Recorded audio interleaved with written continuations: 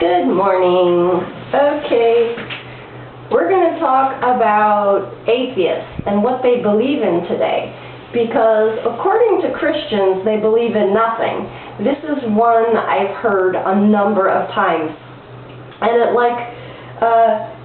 absolves them of having to have any further discussion as if, oh, atheists don't believe anything, nothing else to talk about.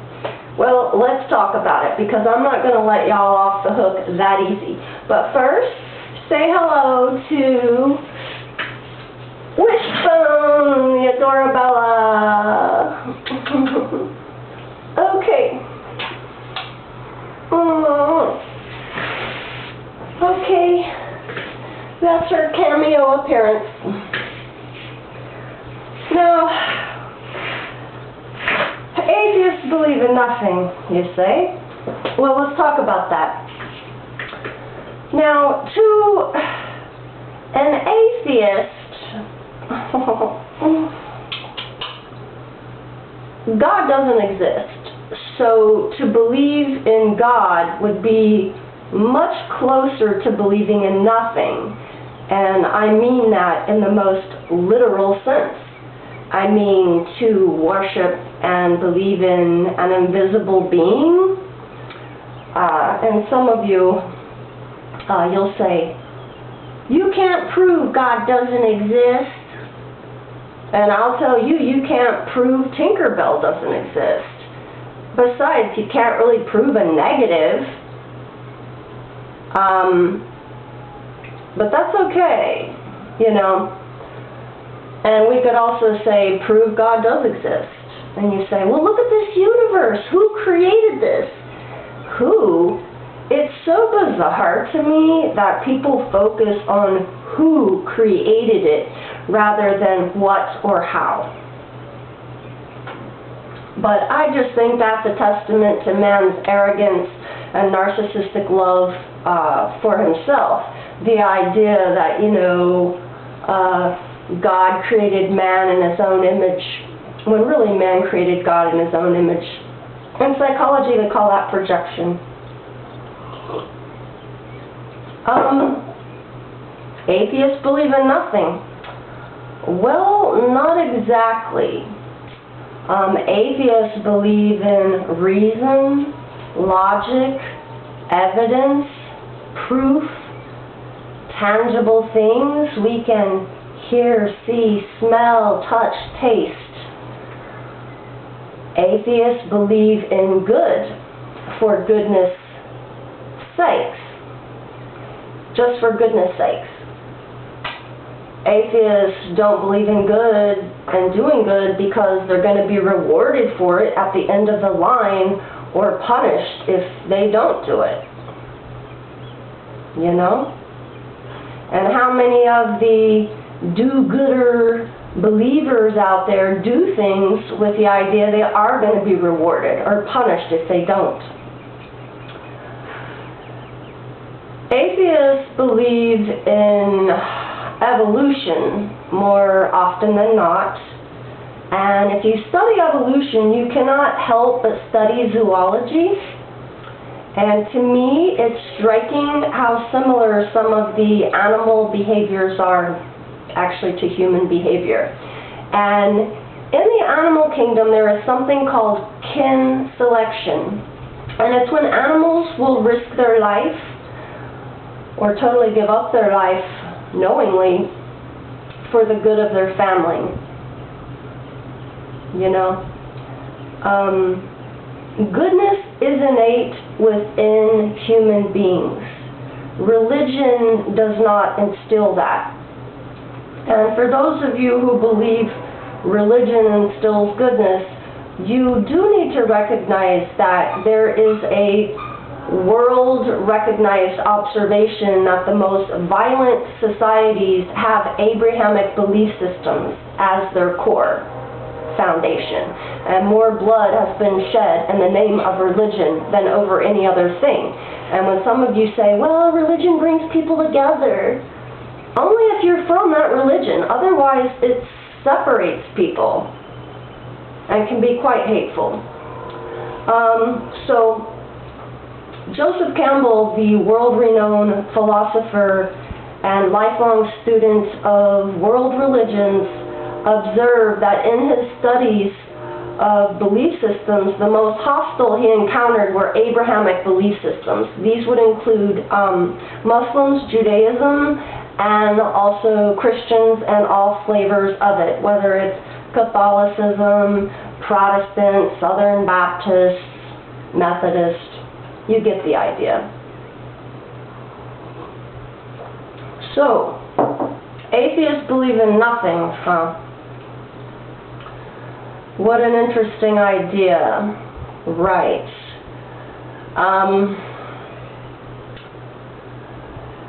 I guess, let's talk about what Christians believe. A study revealed that people who believe in God are also more likely to believe in talking animals. So it looks to me, believers of God might believe in about any fucking thing you throw their way, you know, presented the right way, especially using fear or guilt or shame, which are the cornerstone, or should I say the keystone, the backbone of religion, as well as politics and advertising. They all use the same strategies to brainwash. I know. I have a background in advertising, and I see how easy it is to manipulate you people. You need to hear what you need to hear, and then you buy the product without question or further investigation. Blind faith.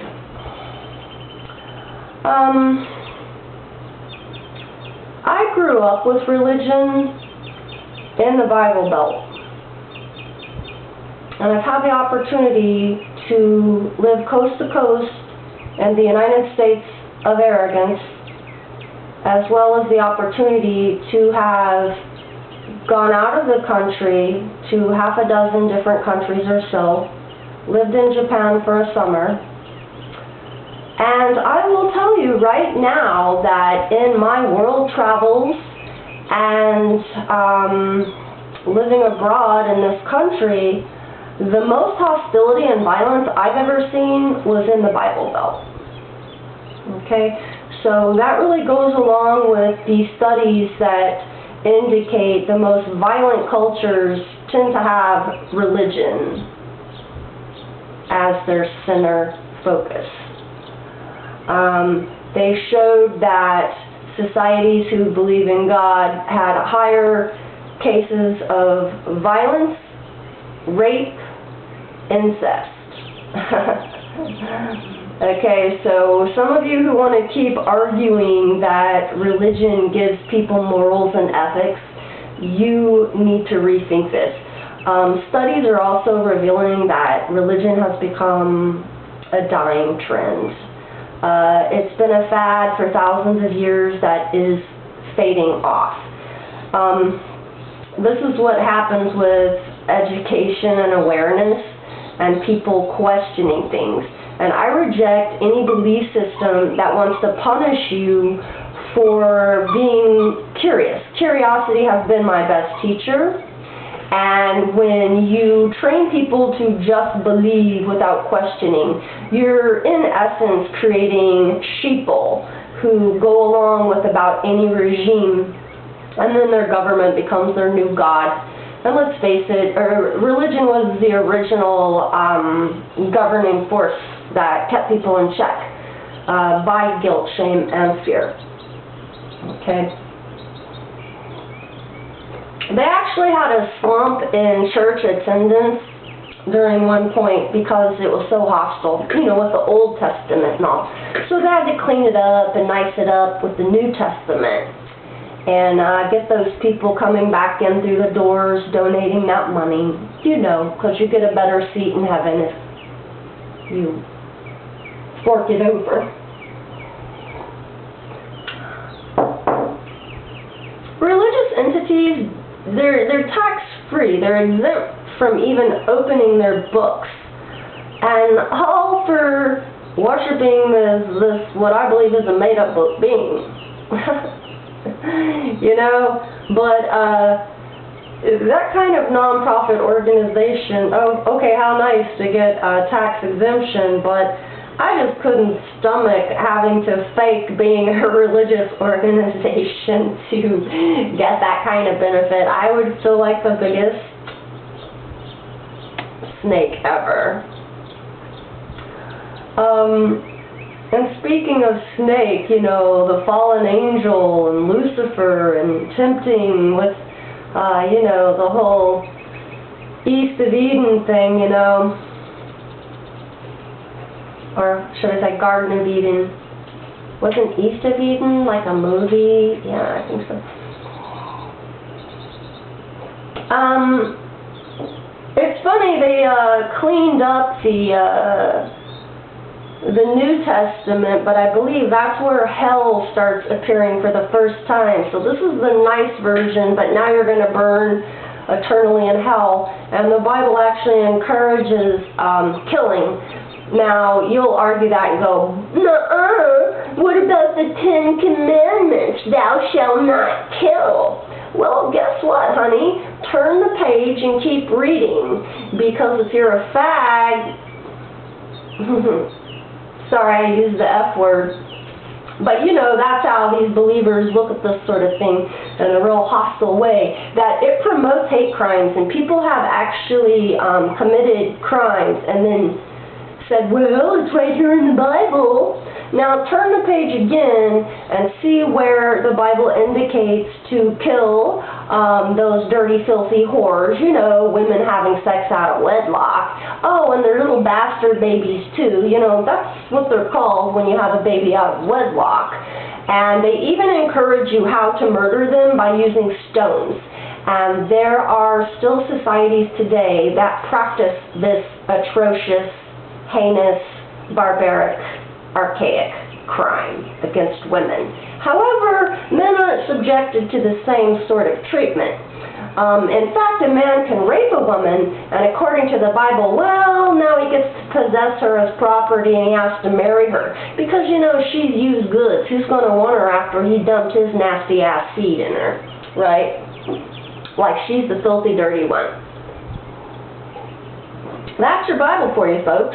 Frankly, I find it disturbing. A lot of you have never read it, but you defend it with a passion. You even argue that some of the things I'm saying aren't true. Apparently, you haven't read it. They are true. So open the book. Would you go online and give a review about a book you've never read? No, you wouldn't. But many of you do that to the Bible. And you stand behind it no matter what, and you'll argue it, and you'll be angry, and you'll beat someone up, and you'll put a fucking burning cross on their lawn even, and you don't even know what the book promotes. And then some people have said, well, some of that hate stuff, you know, the Bible, it's a metaphor. It's a metaphor.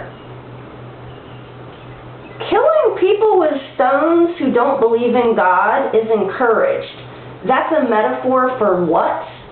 And when it comes to hate crimes toward women in particular, what metaphor is that? And why don't they have that same goddamn metaphor toward men who are the ones who wrote the fucking Bible in the first place? It's been revised and censored how many times? And then you guys act like, oh, it's the gospel. God wrote this, and men, you know, they were just dictating and writing it down.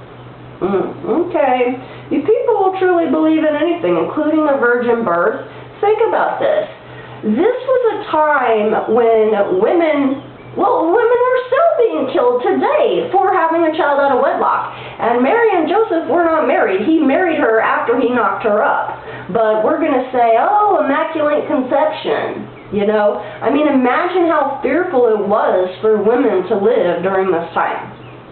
Even in today's time. And you know, even in this modern day age, in this country, that there is a negative stigma toward women who have had a child born out of wedlock, or a divorcee, or even a woman who's had sex and isn't married yet, you know.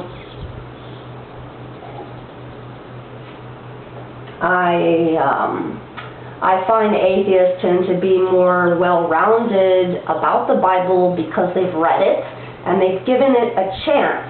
And, you know, for me, things didn't add up from the beginning. I had lots of questions, and even as a little girl, I could see there were different rules for men and women. And when the subject of the virgin birth was coming up, I even told my mom, and this was before I was even in school, that, well, maybe Mary made it up because she was afraid she would get in trouble. Okay? If a kid can comprehend this and piece this together, I mean, look,